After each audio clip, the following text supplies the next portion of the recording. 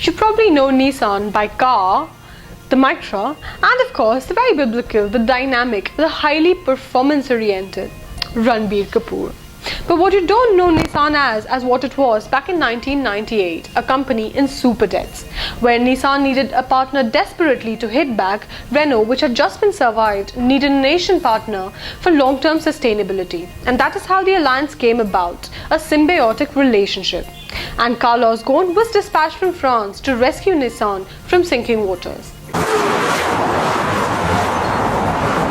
Initially, Carlos Ghosn was subjected to a lot of criticism. For example, two mules do not make a racehorse. But Carlos cleared the confusion muster by clearly stating that a mule was adequate for treading difficult terrains and a racehorse which had so much of power was not even needed because it proved redundant in most situations. Coming from a multicultural leader of the company which grew to become the fourth largest globally, the commitment was just as strong as steel.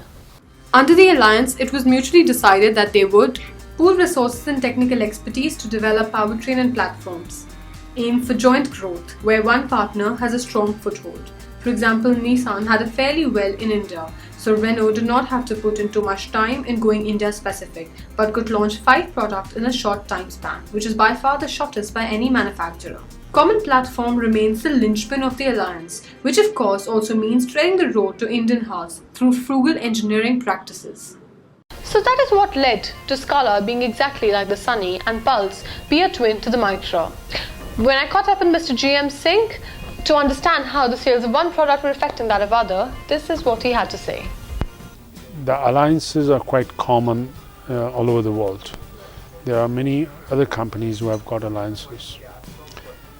And strength to make the product more economical, affordable, and ultimately it is design, how you package it, how you service your customers.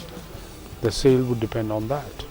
So I don't think that it has got any effect on the sales or if the alliance partner uses any other products.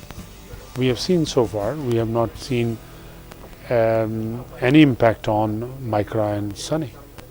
Cannibalization is actually not always bad. In fact, the alliance is happy to show you a single product in 2 different packages and have a go at appealing to your senses twice. But is that the case? We caught up with Len Karan, who lent us insights into their global alliance. If other manufacturers in India had the same strength that Renault have with our alliance, they would surely be doing it, but most manufacturers don't have this opportunity, so that's why they don't do it. We do. We're one of the first to do it in India. It's quite a common practice in Europe. You'll see a lot of manufacturers using similar platforms, and you'll see commonality in the product. We don't class it as badge engineering. We've done enough to this car to make this car offer a different proposition to a different customer. So it's not exactly putting a different badge on it. We've changed the interior, we've changed the suspension, we've changed the exterior look of the car, and we think there's enough difference here to appeal to a different type of customer profile.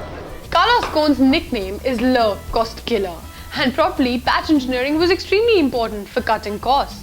So well, Carlos is living up to his name, isn't he? Well, I'm actually beginning to think that Nissan would want to tweak the Duster and make it a part of its own portfolio.